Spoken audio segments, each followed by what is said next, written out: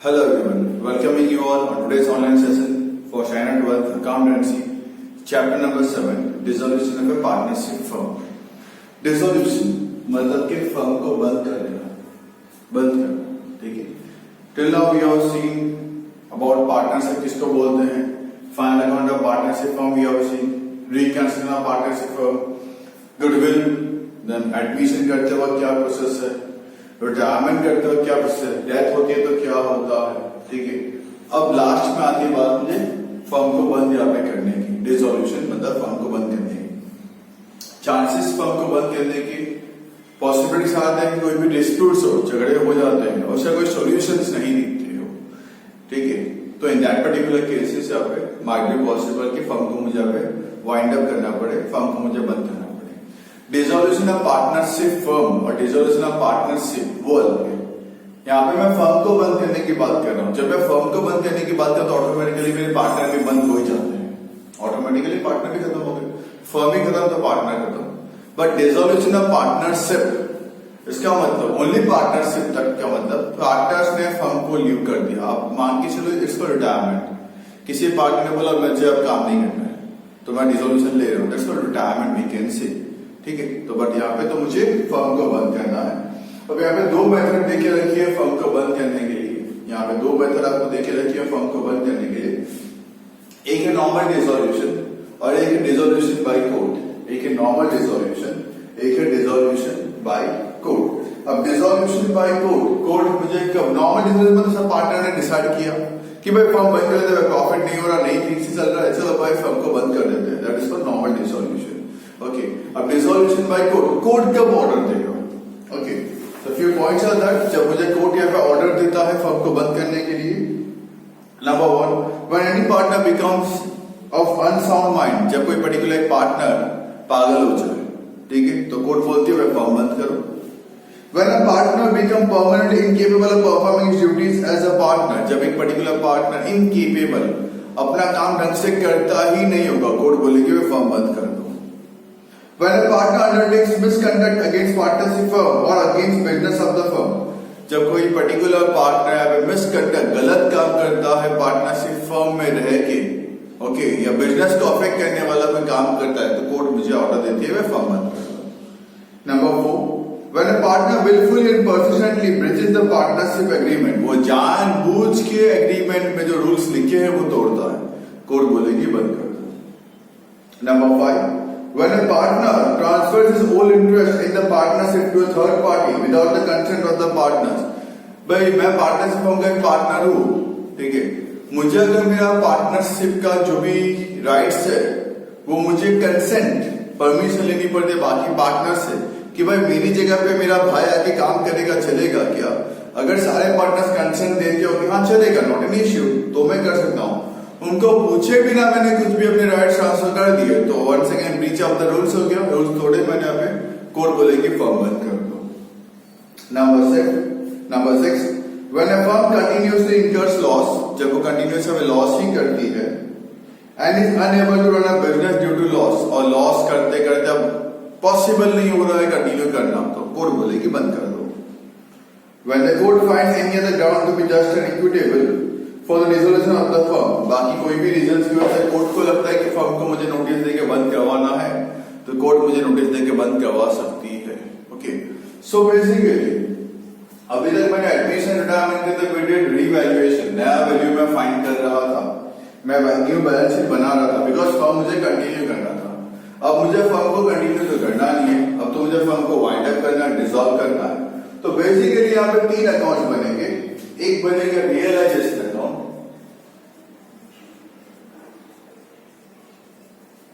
एक बनेगा realisation account, okay, एक बनेगा partners capital account,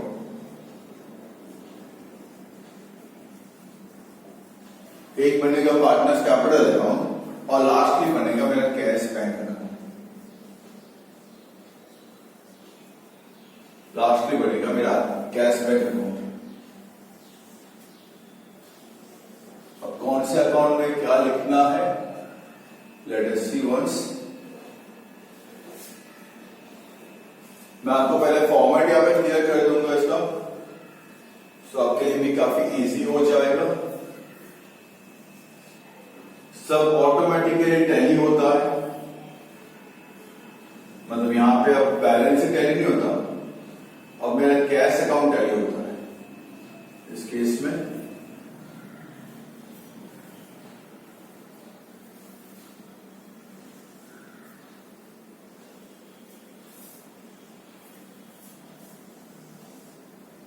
cash account,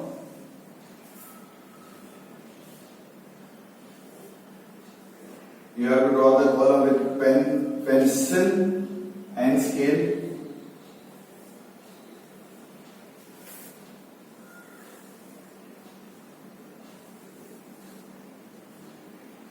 Formatting you already know. Particulars rupees. इस चीज के भी मार्क्स होता है अकाउंटेंसी में, ध्यान में रख के चलना।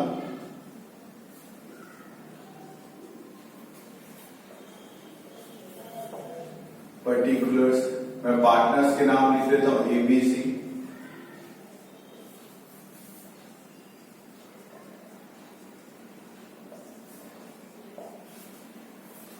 पर्टिकुलर्स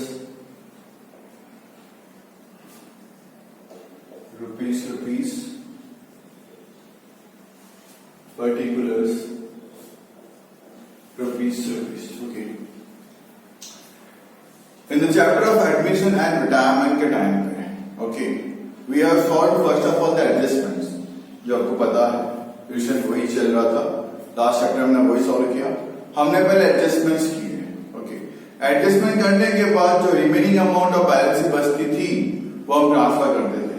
अब मुझे फर्म को वाइंड अप करना है, तो अब मुझे जो दिया हुआ बैलेंस शीट है, जो दिया हुआ बैलेंस शीट होगा, ओके, उसको मुझे पहले क्लोज करना है।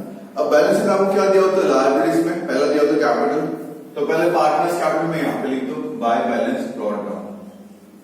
अब मुझे पहले क्लोज करना है बैलेंस शीट, ठीक है। उसके बाद जो भी अमाउंट ट्रांसफर होती है पार्टनर्स में, जैसे general reserve, workman accident compensation fund, okay, profit and loss account अगर लायबिलिटीज में दिया है तो, इन्वेस्टमेंट फ्लक्चुएशन रिजर्व अगर लायबिलिटीज में दिया है तो, ओके, जनरल रिजर्व लायबिलिटीज में दिया है तो ये सारे जितने भी रिजर्व्स होते हैं जो पार्टनर में डिस्ट्रीब्यूट होते हैं, रिजर्व या फंड, वो आप पार्टनर में डिस्ट्रीब्यूट यहीं पे कर दो। मैं पहले ही बैलेंस शीट क्लोज कर रहा हूं, एडजस्टमेंट पड़े हुए, ओके। उसके बाद जो भी लायबिलिटीज है, बाकी की जो भी लायबिलिटीज है, आप उसको लिखे रियल में क्रेडिट साइड में बाय सन्ड्री लायबिलिटीज, सन्ड्री मतलब टोटल, हेडिंग बना दे बाय सन्ड्री लायबिलिटीज। जैसे कि बाय क्रेडिटर्स है, जो अमाउंट दिया है वो बिल्स पेएबल है, जो अमाउंट दिया है वो एस वाइफ लोन है, एक ही वाइफ ने लोन दिया है, ओके। उसके बाद आउटस्टैंडिंग एक्सपेंसेस है, ओके, तो वहां से मेरी पूरी लिस्ट यहाँ पे खत्म हो जाती है। जो भी लायबिलिटीज जो पार्टनर की पार्टनर में डिस्ट्रीब्यूट कर दो, ओके। जो इसकी बाकी की जो लायबिलिटीज है पूरी लिस्ट यहाँ बना दो, okay. Debtors minus bad debt reserve दिया हो, debtors minus bad debt reserve दिया हो तो बैड डेट रिजर्व भी आप यहाँ पे लिख दें, टोटल करके बाहर लिख दो। Debtors minus bad debt reserve दिया हो तो बैड डेट रिजर्व आप यहाँ पे लिख दें, क्लियर विद दैट, ओके। उसके बाद बात करता हूं अपने एसेट्स की, उसके बाद बात करता हूं अपने एसेट्स की। एसेट्स की पूरी लिस्ट यहाँ पे, टू सन्ड्री एसेट्स पूरी लिस्ट यहाँ पे, जैसे land and building, okay, machinery, goodwill, goodwill भी यहां लिखना है, यहां बांटना नहीं है, गुडविल भी आपको यहां लिखना है, ओके। स्टॉक, डेटर्स, डेटर्स के अमाउंट यहां पे, बैड डेट रिजर्व दिया तो यहां पे, क्लियर।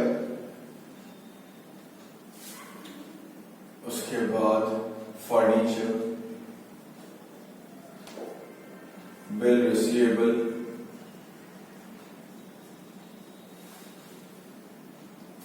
कैश बैंक बैलेंस दिया हो तो कैश बैंक बैलेंस यहां पे डेबिट साइड। ओके, तो इस तरीके से आपको पूरा क्लोज कर देना है अपने बैलेंस शीट को पहले। पार्टनर्स की कैपिटल रिजर्व जो पार्टनर में आता है that name you already know, general reserve reserve fund मतलब के, WCF investment fluctuation fund and profit and loss, ठीक है, वो यहाँ पे दिया लायबिलिटीज में, तो यहाँ पे डिस्ट्रीब्यूट कर दो। एसेट्स का बाकी लायबिलिटीज के लिए यहाँ बना दो, डेटर्स माइनस बीटीआर, तो बीटीआर यहाँ पे लिखो, डेटर्स यहाँ पे लिखो। ओके, बाकी पूरे एसेट्स के लिए यहाँ पे कैश बैंक यहाँ पे लिख दिया टू बैलेंस ब्रॉट डाउन। ये लिख लेने के बाद ये सब ट्रांसफर करने के बाद फिर आपको पढ़ना होता है एडजस्टमेंट्स, फिर आपको पढ़ना होता है एडजस्टमेंट्स। बिफोर दैट अब एक पर्टिकुलर स्टेप्स है जो मुझे फॉलो करने पड़ते हैं, जैसे डिसोल्यूशन करना है, मुझे अपने बिजनेस को बेचना है, फर्म को बेचने बैठो ना, अब मुझे फर्म को बेचना है, तो सबसे पहले मुझे इंकर करना पड़ता है dissolution expense. I got to incur dissolution expense, ठीक है। फर्म को बेचना, ऐसा तो पॉसिबल नहीं है कि मुझे बेचना है तो मैं सब एसेट्स लेके बाहर बैठ जाऊं, शॉप के बाहर, फैक्ट्री के बाहर बैठ जाऊं, भाई मशीन ले लो 10 लाख की, फर्नीचर ले लो 5 लाख का, ये तो पॉसिबल नहीं है। सो मुझे यहाँ पे बिडिंग करवानी पड़ती है, बोली लगवानी पड़ती है, ऑप्शंस करवाने पड़ते हैं, उसके लिए भी खर्चा करना पड़ता है, उसके लिए भी खर्चा करना पड़ता है। सबसे पहला यहाँ पे क्या होता है, डिसोल्यूशन एक्सपेंस मुझे पे करना है। सबसे पहले क्या करना है, डिसोल्यूशन एक्सपेंस पे करना है। नंबर 2, थर्ड पार्टी की लायबिलिटीज पे करनी है। व्हाट थर्ड पार्टी, ये सारे मेरे थर्ड पार्टी है। क्रेडिटर्स बाहर वाला है, बिल्स पेबल बाहर वाला है, एस बाइटर्न बाहर वाला है, आउटगोइंग एक्सपेंस बाहर वाला है, ठीक है।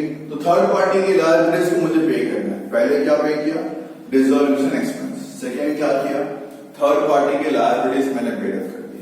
ओके, उसके बाद जो पैसा बचेगा, एसेट्स लायबिलिटीज को रियलाइज करना है, उसके बाद एसेट्स को बेचूंगा, सारे एसेट्स को बेचूंगा, ठीक है, लायबिलिटीज को पे करूंगा, एसेट्स को बेचूंगा, लायबिलिटीज को पे करूंगा, ठीक है। पैसे आएंगे मेरे पास, उसमें से पहला क्या किया, डिसोल्यूशन एक्सपेंस पे किया। दूसरा क्या किया, थर्ड पार्टी की लायबिलिटीज मैंने पे कर दी। ओके, अब जो पैसा मेरे पास बचा हुआ है, the remaining amount, if it is, अगर कुछ बचा हुआ है तो वो जाएगा मेरे पार्टनर्स के पास, वो जाएगा मेरे पार्टनर्स के पास एज ए सरप्लस और डेफिसिट, प्रॉफिट या लॉस के पास, ठीक है, वो जाएगा मेरे पार्टनर्स के पास। अगर कुछ बच जाता है तो पार्टनर्स को मिलेगा, पार्टनर्स के पास से जाएगा जो भी कुछ केस आता है, ठीक है। तो इस तरीके से मुझे आपको सम करना है डिसोल्यूशन का।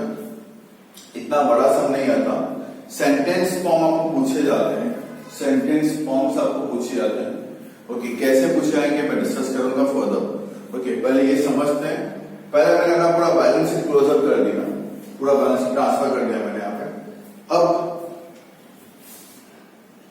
सेंटेंस आराम से सुनना। ओके, दूसरा, एक है टेंजिबल एसेट्स, एक है इंटेंजिबल। आई होप सो आपको पता ही है टेंजिबल इंटेंजिबल क्या है। Goodwill intangible assets, patent, trademark, copyright, ये सब मेरे इंटेंजिबल एसेट्स है। इंटेंजिबल एसेट्स की बोली गई रियलाइज हुई है अमाउंट, तो रियलाइज करनी है। इंटेंजिबल एसेट्स की वैल्यू बोली गई है, रियलाइज है, तो रियलाइज करनी है। किसके इतने पैसे मिले हैं तो करना है, अगर नहीं बोली गई है तो नहीं करना है। Getting my point. Intangible assets के अगर आपको प्राइस बोली गई है तो आपको करना है, नहीं बोली गई है तो आपको नहीं करना है।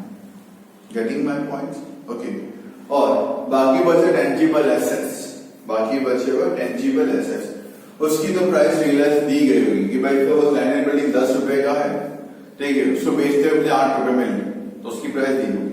अगर नहीं दी है, नहीं दी है, जितने का है उतना ही लिखना है। अगर नहीं दी है, जितने का है उतना ही लिखना है। मैं एक टेंटेटिव एज्यूम फिगर टिक मार्क्स में लिख देता हूं, मेरी बैलेंस शीट में टैली कर देता हूं, ठीक है, आप जरा देख लीजिए। Okay, I am telling my balance sheet. तो जब सम सॉल्व करूंगा तो आपको क्लियर होता हुआ चलेगा। मैं टिक्स निकाल देता हूं और मैं tentative figure of balance sheet लिख देता हूं, ठीक है, ध्यान से सुन लेना। सपोज इनका कैपिटल है 60 60 60, रिजर्व है 10 10 10, लाइबिलिटीज प्लस करते हैं 180 190 200 210, ओके 210, सपोज है 50 260 300 380 390, ओके ये तो डेटर्स में से माइनस है, ओके 390 का लायबिलिटीज है, 390 की लायबिलिटीज है, ओके यहाँ पे 70, ओके 390 का एसेट्स पे करना है, ओके 70 नहीं यहाँ पे 10 ले लेते हैं, यहाँ पे 40 50 20 90 110 110 170 170 80, ओके 170 और 80 250 250 340 390 चाहिए, 340 340 और 50 हो गए 390, 80 माइनस 10 करेंगे 390 कर देते हैं, इसमें से 10 माइनस कर हो गया 390 का हिसाब लगाया है, क्लियर। सो 40 50 20 हो गया 110 170 260 260 350 400 400 माइनस 10 हो गया 390, सेम वे इसका हिसाब देते 390 का। अब देखना मैं आराम से रियलाइज करता हूँ, ठीक है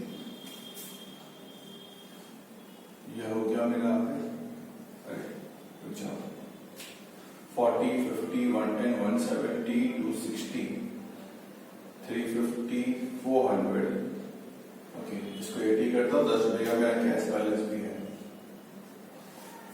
ओके 80 में 70 110 110 170 और 70 240 240 330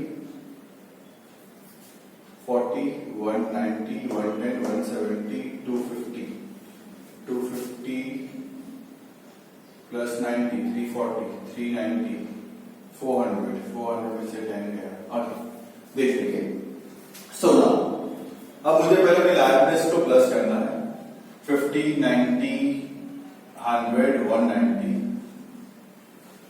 40 90 110 170 250 340 390, ओके अब सब में ऐसा लिखा होता है, creditors are paid at 10% discount, creditors को मैंने पे किया एट 10% डिस्काउंट, यहाँ पे क्रेडिटर्स दिख रहा है उसको मैंने पे किया, तो लिखना क्या है टू कैश ऑब्लिक में बैंक, किसको पे किया क्रेडिटर्स को पे किया, कितने पे किया 10% डिस्काउंट, मतलब मैंने 45 में पे किया, कितना पे किया 45 पे किया।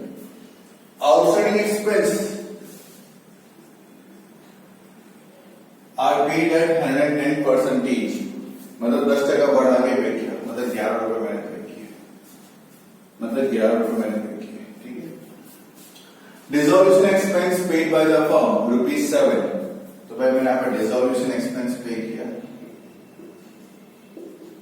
7 रुपए का, डिसॉल्यूशन एक्सपेंस पे किया मैंने यहाँ पे 7 रुपए का, ठीक है। Partner A will pay his wife loan at 10% discount, A ने बोला कि मैं अपनी वाइफ का लोन पे कर दूंगा, इज कैपिटल, भाई वाइफ का लोन बोलता है 10% डिस्काउंट है, मतलब मैं 72 पे कर दूंगा, ठीक है। Partner B will pay bills payable at 20% discount, तो 2 बीस कैपिटल बिल्स पेबल 20% डिस्काउंट में, मतलब वो 32 पे करता है, ये लायबिलिटीज पे सेटअप हो गई, बीरियल को मुझे पे करना नहीं, ओके।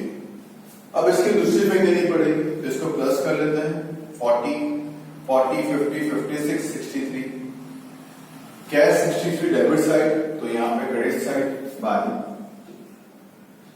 लायबिलिटीज आपने पे की, कितने की पे की 63 की पे की, है ना।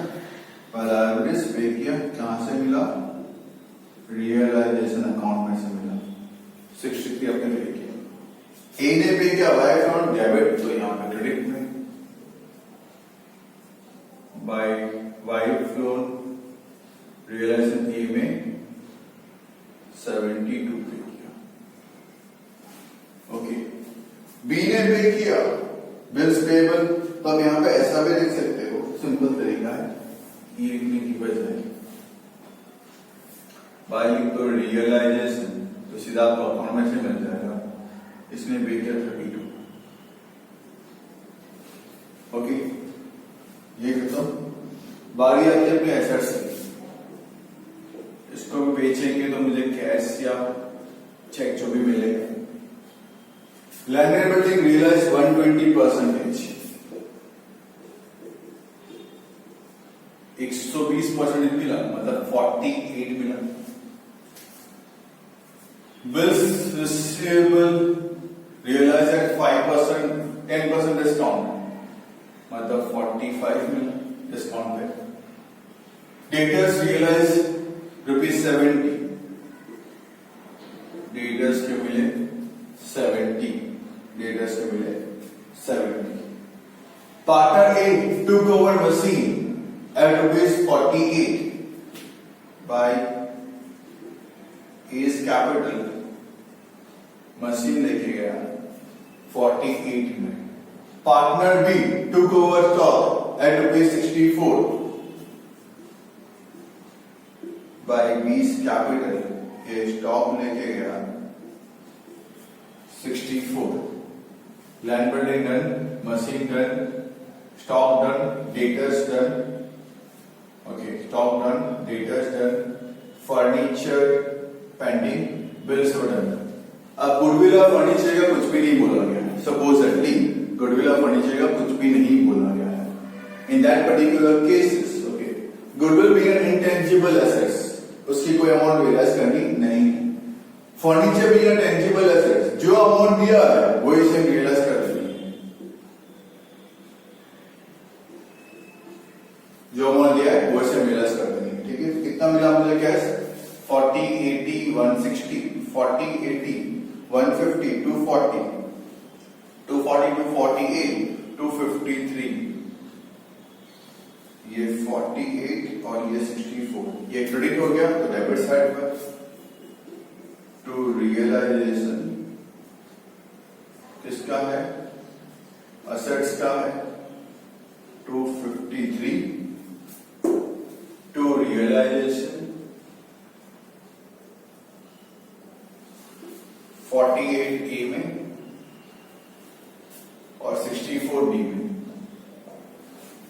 ओके, फिर मुझे इसको क्लोज करना है, फिर मुझे इसको क्लोज करना है।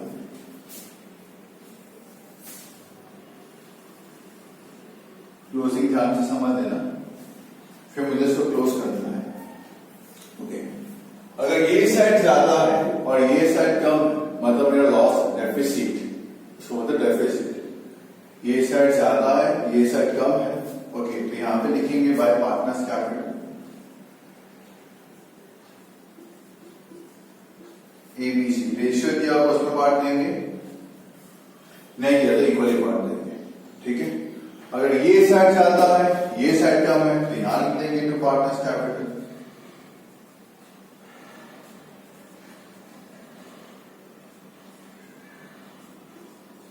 ओके, इधर आया तो ट्रांसफर डेबिट में आ गया, क्रेडिट में ट्रांसफर करेंगे bye realisation profit.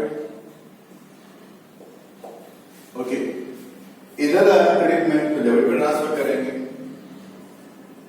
To realisation loss.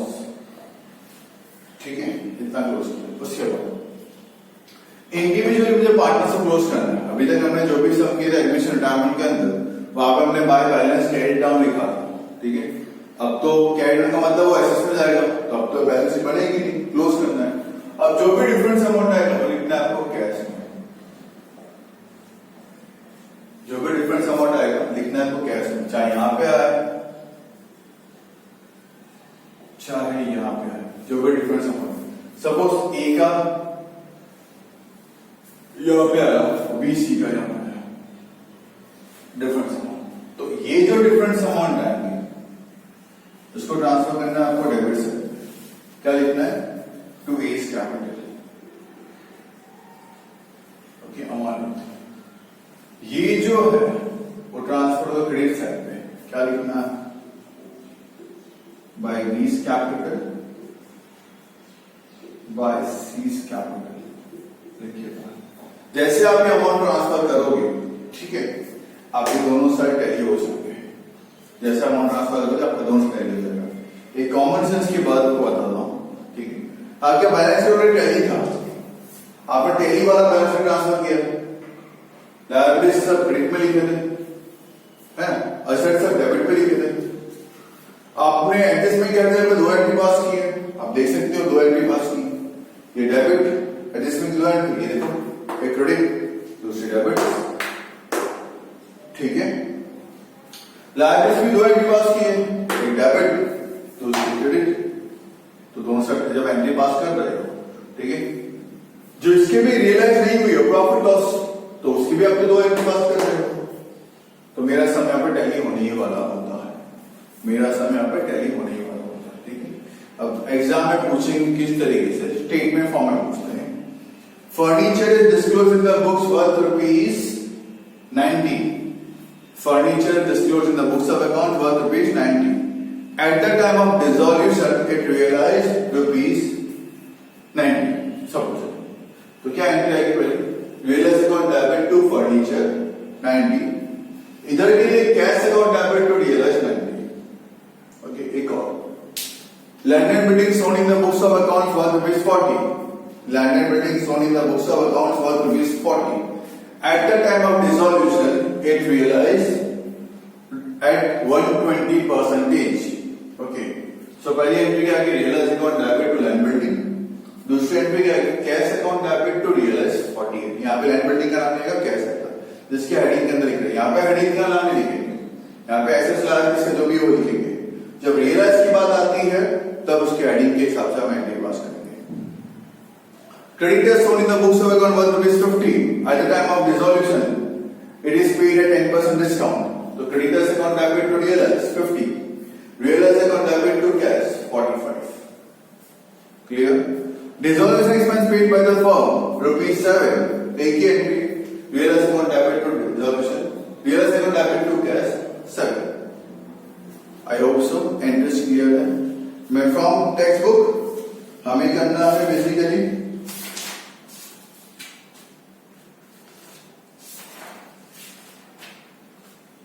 एक तो करना है मुझे आप क्वेश्चन नंबर 5, 4 के कुछ सम्स करने हैं, क्वेश्चन नंबर 5, क्वेश्चन नंबर 6 जो हमें एकदम परफेक्टली करने हैं। ओके, 7, 8 भी मोस्ट प्रॉब्ली करवा दूंगा, लेवल बेस्ट, बट ऐसे सम पूछे नहीं जाते, सेंटेंस फॉर्म के समय आपको पूछे जाते हैं, कंसेप्ट मैंने आपको क्लियर कर दिया है। Okay, so in the upcoming lectures में आपको मैं इसके सम्स भी कैसे स्टार्ट करने हैं वो मैं आपको क्लियर यहाँ पे कर दूंगा। ओके, पहले आपका फॉर्मेटिंग आप देख लीजिए कि फॉर्मेटिंग कैसा है, क्या है, बेस्ड ऑन दैट हम फिर यहाँ पे सम्स पाएंगे। Okay, thank you all, have a nice day, stay home, stay safe, keep learning.